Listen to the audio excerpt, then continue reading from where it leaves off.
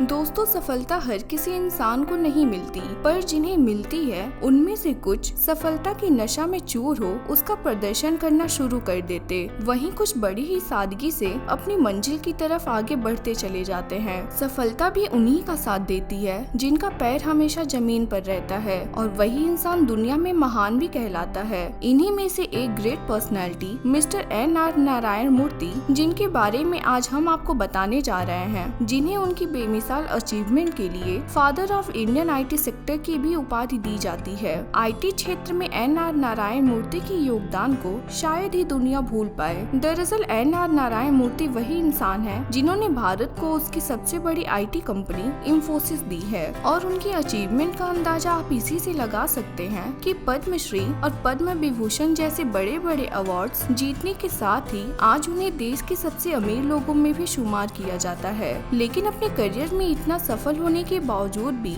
उन्होंने जिस तरह अपनी सिंपलिसिटी को बरकरार रखा है, ये चीज आज उन्हें एक कामयाब बिजनेसमैन होने के साथ साथ एक कमाल का इंसान भी बनाती है। और ये उनकी सिंपलिसिटी व हम्बल बिहेवियर ही है कि 2020 में जब रतन टाटा जी के हाथों से उन्हें लाइफ टाइम अचीवमेंट अवार्ड दिया गया, तो as a gesture of respect उन्होंने नीचे झुककर रतन टाटा जी के पैर छू लिए थे। सोचिए, जो इंसान अपने सबसे बड़े राइवल के लिए भी अपने मन में इतना सम्मान रखता है, वो खुद कितना ज्यादा डाउन टू अर्थ होगा। और आज की इस वीडियो में हम आपको भारत के इसी ग्रेट बिजनेसमैन के स्ट्रगल से लेकर उनके सफलता हासिल करने तक की इंस्पायरिंग लाइफ स्टोरी के बारे में बताने वाले हैं। तो चलिए शुरू करते हैं आज की इस वीडियो को।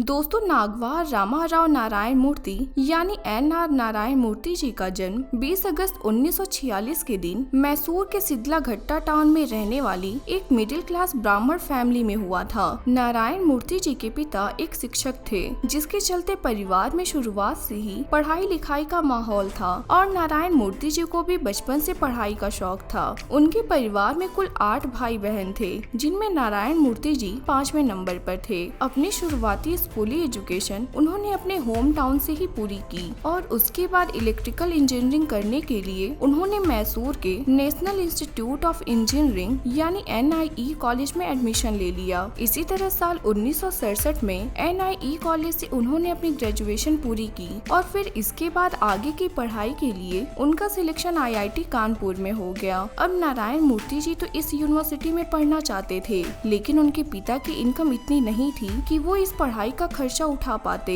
इसलिए उन्होंने नारायण मूर्ति जी से साफ कह दिया कि वो उन्हें IIT कानपुर में नहीं पढ़ा पाएंगे। इनफैक्ट इस यूनिवर्सिटी में नारायण मूर्ति जी का सिलेक्शन 12th के बाद ही हो गया था, लेकिन तब भी उनके पिता अपनी फाइनेंशियल कंडीशन की वजह से उन्हें वहाँ एडमिशन नहीं दिला पाए थे, और मजबूरी में नारायण मूर्ति जी को NIE कॉलेज से ग्रेजुएशन करना पड़ा। लेकिन इस बार उन्होंने ये तय कर लिया कि चाहे अपनी पढ़ाई का खर्च उन्हें खुद ही क्यों न उठाना पड़े, लेकिन इस बार वो पढ़ने के लिए IIT कानपुर जरूर जाएंगे। और फिर जैसे तैसे खुद ही फीस के पैसों का इंतजाम करके उन्होंने इस यूनिवर्सिटी में एडमिशन ले लिया। हालांकि इसके बाद पढ़ाई को पूरा करने में यूनिवर्सिटी के एक टीचर डॉक्टर कृष्णमूर्ति ने आर्थिक रूप से उनकी काफी हेल्प की थी। अब दोस्तों, नारायण मूर्ति जी ने एडमिशन तो ले लिया था, लेकिन यहाँ वो इलेक्ट्रिकल इंजीनियरिंग में मास्टर्स करने वाले थे, जबकि IT के फील्ड से उनका दूर दूर तक कोई लेना देना नहीं था। इसलिए शुरुआत के 1 से 2 महीने तक उन्होंने इलेक्ट्रिकल इंजीनियरिंग की ही क्लासेस अटेंड की, लेकिन उसके बाद अचानक से कुछ ऐसा हुआ कि उन्होंने अपना फील्ड चेंज करके IT में जाने का मन बना लिया। दरअसल हुआ ये कि उन दिनों IIT कानपुर में अलग अलग सब्जेक्ट्स पर सेमिनार होते रहते थे, जिसमें देश विदेश के लोग यूनिवर्सिटी स्टूडेंट्स को लेक्चर्स देने आते थे। ऐसे ही एक सेमिनार को उन्होंने अटेंड किया था, जो कि IT पर बेस्ड था। नारायण मूर्ति जी कहते हैं कि 15 मिनट का वो सेमिनार उनके लिए सबसे बड़ा लाइफ चेंजिंग इवेंट था, क्योंकि उस सेमिनार को अटेंड करके ही उन्हें ये पता चला कि आने वाले समय में इंसान कंप्यूटर, सॉफ्टवेयर और IT जैसी चीजों पर कितना डिपेंड होने वाला है। और फिर यहीं से उन्होंने अपने सब्जेक्ट्स चेंज करके IT के फील्ड में अपना करियर बनाने का फैसला कर लिया। इस तरह साल 1969 में उन्होंने IIT कानपुर से कंप्यूटर साइंस में अपनी मास्टर्स की डिग्री हासिल की, और उसके बाद IIM अहमदाबाद में as a chip system programmer job करने लगे। इस जॉब जॉब के दौरान उन्होंने भारत के सबसे पहले टाइमिंग शेयरिंग कंप्यूटर सिस्टम पर काम किया था। नारायण मूर्ति जी कहते हैं कि IIM में काम करना उनके लाइफ के सबसे अच्छे डिसीजन में से एक था, क्योंकि यहाँ काम करते हुए उन्होंने कई ऐसी चीजों को सीखा जो आगे जाकर उनके करियर में बहुत काम आई। IIM के लिए उन्होंने 1971 तक काम किया और उसके बाद वो जॉब करने के लिए विदेश चले गए। इस दौरान उन्होंने अपना कुछ समय पेरिस में काम करते हुए भी बिताया, लेकिन 1973 में उन्होंने अपनी ये जॉब भी छोड़ दी और फिर अगले 11 महीने दुनिया के 25 अलग अलग देशों को घूमने में बिताए। इस सफर के दौरान उन्होंने दुनिया के बहुत से अलग अलग कल्चर्स को एक्सपीरियंस किया और इस जर्नी के दौरान ही उन्होंने ये डिसाइड किया कि वो एक एंटरप्रेन्योर बनेंगे। इस तरह इस सफर से लौटने के तुरंत बाद ही उन्होंने सॉफ्ट्रॉनिक्स नाम की एक छोटी सी कंसल्टिंग कंपनी शुरू कर दी, लेकिन 1.5 साल तक कड़ी मेहनत करने के बावजूद भी उनकी ये कंपनी फेल हो गई और नारायण मूर्ति जी के एंटरप्रेन्योर बनने का सपना चकनाचूर हो गया। अब यूँ तो वो इतनी जल्दी हार मानने वालों में से नहीं थे, लेकिन उस समय तक उनकी लाइफ में उनकी पत्नी सुधा मूर्ति जी आ चुकी थी और उनके ऊपर ये प्रेशर था कि वो लाइफ में जितना जल्दी हो सके सेटल हो जाए, क्योंकि उनके सेटल हुए बिना सुधा मूर्ति जी के पिता उन दोनों की शादी करवाने के लिए राजी नहीं थे। इसलिए नारायण मूर्ति जी ने पाटनी कंप्यूटर सिस्टम्स नाम की एक कंपनी में जॉब करना शुरू कर दिया और साल 1978 में सुधा जी से शादी करके वे करियर और लाइफ दोनों में सेटल हो गए। अब यहाँ तक देखे तो उनकी लाइफ में सब कुछ ठीक चल रहा था, लेकिन फिर भी नारायण मूर्ति जी अपनी उस लाइफ से सेटिस्फाइड नहीं थे, क्योंकि अंदर से अभी भी वो एक एंटरप्रेन्योर ही बनना चाहते थे। इसलिए साल 1981 में उन्होंने अपनी पत्नी सुधा से 10,000 रुपए उधार लिए और अपने 6 जूनियर्स को साथ में लेकर एक कंपनी शुरू की, जिसका नाम उन्होंने इन्फोसिस रखा।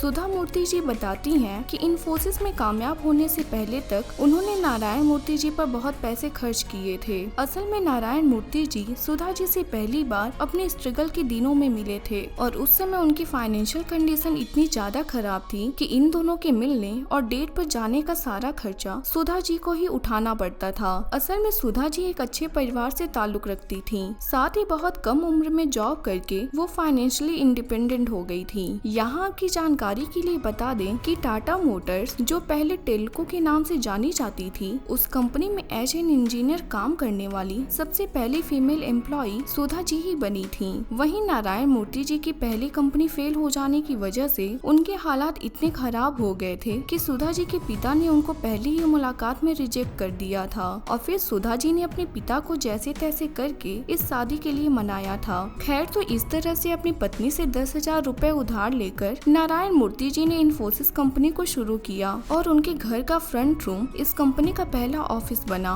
उस समय इस कंपनी के हालात ऐसे थे कि इन्हें एक टेलीफोन कनेक्शन लेने में 1 साल और एक कंप्यूटर लगाने में ही 3 साल का समय लग गया था। लेकिन इन सब के बावजूद भी नारायण मूर्ति जी और उनके सभी पार्टनर्स ने इस कंपनी को चलाने की लगातार कोशिश करते रहे और आखिरकार कुछ ही समय बाद उन्हें यूएस की एक कंपनी से फंडिंग भी मिल गई। इस तरह उस कंपनी के साथ ज्वाइंट वेंचर में इन्फोसिस का काम शुरू हो गया। लेकिन साल 1989 में किसी कारण से ये ज्वाइंट वेंचर टूट गया और इन्फोसिस एक बार फिर वहीं आकर खड़ी हो गई जहां से उसने शुरुआत की थी। और इतना ही नहीं, उस बुरे वक्त में को फाउंडर भी कंपनी को छोड़कर चला गया। ये वो समय था जब सभी लोग नारायण मूर्ति जी को कंपनी बंद करने की सलाह दे रहे थे, लेकिन इन सब के बावजूद भी उन्होंने गिव अप नहीं किया और अपनी कंपनी को चलाने के लिए लगातार प्रयास करते रहे। आखिरकार कुछ सालों बाद ये बुरा वक्त टलना और उनकी इस दिन रात की मेहनत ने रंग दिखाना शुरू कर दिया, क्योंकि कंपनी को अब नए नए कॉन्ट्रैक्ट्स मिलने लगे थे। और साल 1991 में लिबरलाइजेशन आने के बाद भारत के साथ ही इन्फोसिस कंपनी ने भी तेजी से ग्रो करना शुरू कर दिया था।